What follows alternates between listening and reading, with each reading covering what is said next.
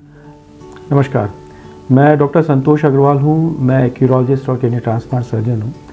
जब भी हमारे परिवार में या हमारे पहचान में कभी भी कोई किडनी फेलियर का मरीज़ डायग्नोज होता है, मतलब CKD स्टेज 5 या एंड स्टेज किडनी फेलियर का मरीज़ डायग्नोज होता है, तो दो ही विकल्प होते हैं। जब भी आप नेफ्रोलॉजिस्ट के पास जाएंगे तो दो प्रकार के विकल्प दिए जाते हैं, या तो किडनी ट्रांसप्लांट कराना होता है या तो फिर डायलिसिस पे पेशेंट को एडवाइस किया जाता है। दोनों ही एक प्रकार की रीनल हिप रिप्लेसमेंट थेरेपी होती है।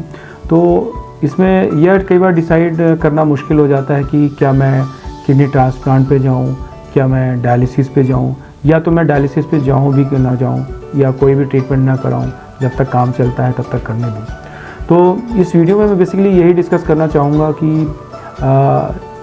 एंड स्टेज किडनी फेलियर में हमारे जो विकल्प हैं उनमें क्या चीज़ बेहतर है, और किडनी ट्रांसप्लांट के क्या एडवांटेज हैं, डिसएडवांटेज हैं, डायलिसिस के कितने प्रकार होते हैं, क्या एडवांटेज और क्या डिसएडवांटेज हैं, कुछ भी ना कराने के मतलब नो ट्रीटमेंट के क्या डिसएडवांटेज हैं या क्या एडवांटेज हैं। तो सबसे पहले मैं किडनी ट्रांसप्लांट के बारे में बात करूँगा। तो किडनी ट्रांसप्लांट प्रक्रिया में बेसिकली अपने को एक डोनर की ज़रूरत होती है और कोई किडनी डोनेट करने वाला होना चाहिए। अगर परिवार में कोई किडनी डोनेट करने वाला नहीं है या कोई व्यक्ति ऐसा नहीं है जिससे ब्लड ग्रुप मैच होता है, तो फिर कई बार किडनी ट्रांसप्लांट होना मुश्किल हो जाता है। इस स्थिति में या तो आप ABO इनकॉम्पेटिबल किडनी ट्रांसप्लांट करा सकते हैं, मतलब बिना ब्लड ग्रुप मैच किया हुआ, या तो कैडेवर किडनी प्रोग्राम में रजिस्टर करा सकते हैं, जिसमें ब्रेन डेड पेशेंट की किडनी या एक्सीडेंट केस जिसमें ब्रेन डेड हो जाती है उनकी किडनी लेकर मरीज में लगाई जाती है। तो सबसे पहले बात करते हैं किडनी ट्रांसप्लांट की। तो किडनी ट्रांसप्लांट के एडवांटेज क्या होते हैं? किडनी ट्रांसप्लांट का सबसे बड़ा एडवांटेज ये है कि इसमें बार बार अस्पताल जाने की ज़रूरत नहीं पड़ती, जैसा कि हीमोडायलिसिस में ज़रूरत पड़ती है। डायलिसिस में सप्ताह में 3 बार डायलिसिस के लिए अस्पताल जाना होता है, और डायलिसिस मशीन में 3 से 4 घंटे या 5 घंटे मतलब खून की सफाई होती है। और जब ट्रांसप्लांट सक्सेस हो जाता है तो डायलिसिस बंद हो जाती है। दूसरा, जब पेशेंट डायलिसिस पे होता है तो खाने पीने की बहुत ज़्यादा हिदायतें रहती हैं, जैसे आप एक निश्चित मात्रा से ज़्यादा पानी नहीं ले सकते, बहुत ज़्यादा प्रोटीन नहीं खा सकते। तो ये ट्रांसप्लांट होने के बाद आप खाने पीने के रिस्ट्रिक्शंस थोड़े कम हो जाते हैं। आप जितना चाहें पानी पी सकते हैं, खाना आप अगर घर का अच्छा खाना है तो सारी खाना खा सकते हैं, प्रोटीन्स ले सकते हैं, तो खाने की वैरायटीज़ बढ़ जाती हैं। दूसरा सबसे बड़ा एडवांटेज होता है कि किडनी ट्रांसप्लांट के बाद आपको थोड़ा एनर्जेटिक फील होता है, आपको बहुत अच्छा फील होता है, क्योंकि किडनी अब अच्छी काम कर रही होती है, तो और डायलिसिस भी बार बार नहीं होता, तो you feel full of energy और आप एक एक्टिव लाइफ जीते हो। आप अगर आप स्टूडेंट हो तो कॉलेज जाना चालू कर देते हो, अब अगर आप वर्किंग प्रोफेशनल हो तो काम चालू कर सकते हो, और अगर आप कई बार तो स्पोर्ट्स वगैरह भी हैं, तो कई बार कुछ लोगों ने देखा है कि स्पोर्ट्स वगैरह भी ज्वाइन कर लेते हैं, जबकि डायलिसिस में ऐसा करना बहुत मुश्किल होता है। डायलिसिस में मतलब आपको हर हफ्ते 3 बार तो जाना ही होता है। दूसरा, पूरा का पूरा खून बाहर निकलता है, फिल्टर होता है और अंदर जाता है, तो कई बार ब्लड प्रेशर डाउन होता है तो आपको कमज़ोरी फील होती है, इलेक्ट्रोलाइट इम्बैलेंस होता है तो कमज़ोरी फील होती है। तो ये सारी प्रॉब्लम मतलब सामने आती है। किडनी ट्रांसप्लांट का फ़ायदा जितनी जल्दी आप कराएं उतना अच्छा होता है। अगर डायलिसिस स्टार्ट करने के पहले अगर ट्रांसप्लांट करा लिया जाए, जिसको हम प्री एम्प्टिव ट्रांसप्लांट कहते हैं, तो और भी ज़्यादा फ़ायदे होते हैं, और उसमें कॉम्प्लिकेशन रेट्स कम होते हैं, सक्सेस रेट ज़्यादा होते हैं। अगर आप ट्रांसप्लांट कराते हैं तो उसके कुछ डिसएडवांटेज भी हैं। एडवांटेज तो मैंने आपको बता दिया, डिसएडवांटेज क्या होते हैं? तो डिसएडवांटेज ये है कि एक मेजर सर्जरी है।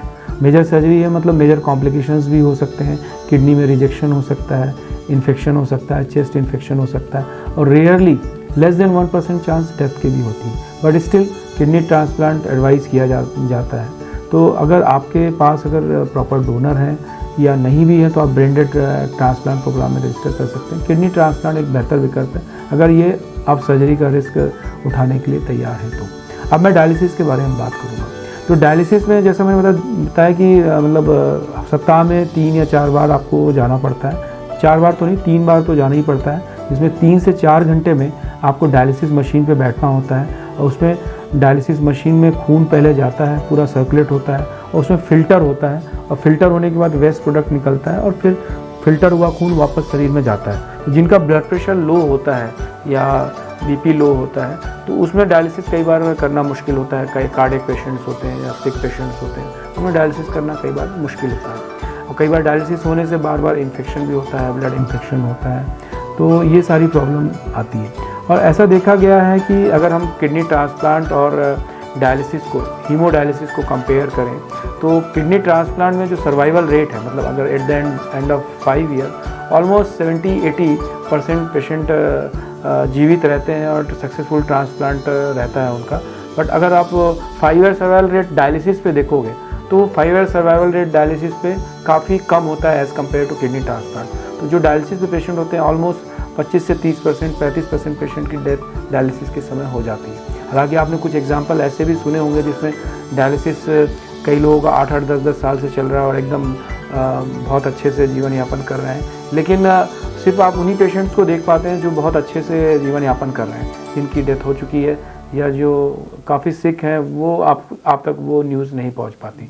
तो डेफिनेटली अगर आपके पास डोनर है तो किडनी ट्रांसप्लांट एक बेहतर विकल्प है। डायलिसिस का एक दूसरा प्रकार भी होता है जिसको हम पेरिटोनियल डायलिसिस बोलते हैं। अगर जो लोग घर पे नहीं आ सकते हैं या हॉस्पिटल नहीं आ सकते हैं तो उनके लिए या रिमोट प्लेसेस पे रहते हैं तो पेरिटोनियल डायलिसिस भी एक अच्छा विकल्प है।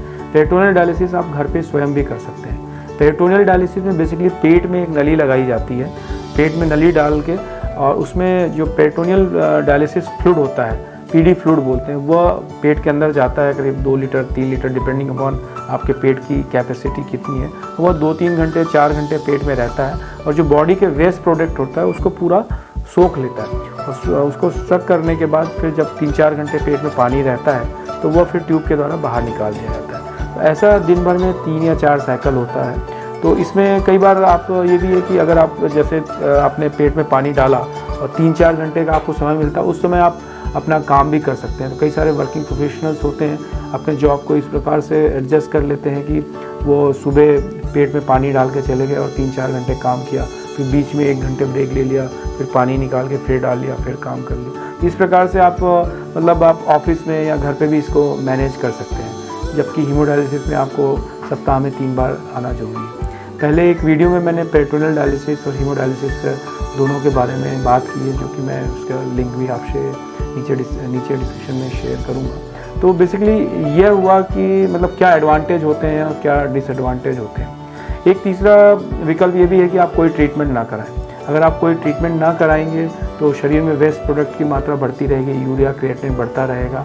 और अगर कोई पेशेंट चूज़ करता है या मान लो पेशेंट की कंडीशन ऐसी नहीं है या कोई ऐसी बीमारी है जिसमें आगे साल 6 साल 6 महीने 1 साल 1.5 साल में डेथ होने की संभावना है, तो नो ट्रीटमेंट भी पेशेंट चूज़ कर सकता है। ऐसी स्थिति में सिम्टोमेटिक ट्रीटमेंट दिया जाता है, जैसी तकलीफ होती है उस हिसाब से ट्रीटमेंट दिया जाता है। और अगर आप कोई भी ट्रीटमेंट नहीं लेते हैं तो फिर धीरे धीरे आपका यूरिया क्रिएटिनिन बढ़ता है और धीरे धीरे कमजोरी बढ़ती जाती है और अल्टीमेटली ये फिर एक यूरिमिक डेथ पैदा करता है, मतलब किडनी फेलियर से डेथ भी हो सकती है। तो बट फिर भी अगर आप कंजर्वेटिव मैनेजमेंट चूज़ कर रहे हैं, कोई ट्रीटमेंट नहीं चूज़ कर रहे हैं और बाद में डायलिसिस कराना चाहते हैं तो आप अपने डॉक्टर से डिस्कस करें और डेफिनेटली सिम्टोमेटिक ट्रीटमेंट करके डायलिसिस की फेजेस को प्रोलॉन्ग किया जा सकता है। लेकिन अगर आप अपनी हेल्थ को प्रिजर्व रखना चाहते हैं तो बेटर है कि आप जो डॉक्टर द्वारा दिए गए विकल्प को आप स्वीकार करें और डायलिसिस को जल्दी स्टार्ट करें। Thank you.